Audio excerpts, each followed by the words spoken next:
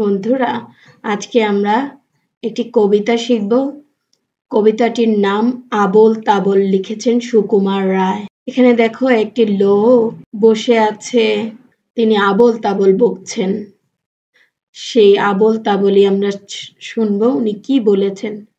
ছুটলে কথা থামায় কে, আজকে ঠেকায় আমায় কে, আজকে আমার মনের মাঝে ধাই ধপাধপ তবলা বাজে, রাম খটাখট ঘেচাং ঘ্যাচ, কথায় কাটে কথার প্যাঁচ, ঘনিয়ে এলো ঘুমের ঘোর, গানের পালা সাঙ্গ মোর। আমি আবারও আবৃত্তি করছি সুকুমার রায়ের আবোল তাবোল কবিতাটি।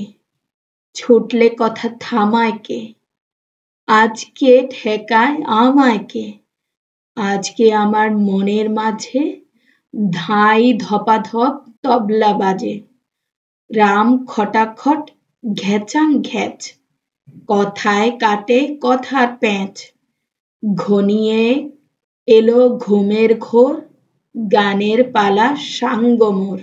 আজ এ পর্যন্তই ছোট্ট একটি কবিতা। তোমরা সবাই শিখে নিও কেমন। ভালো থেকো, সুস্থ থেকো।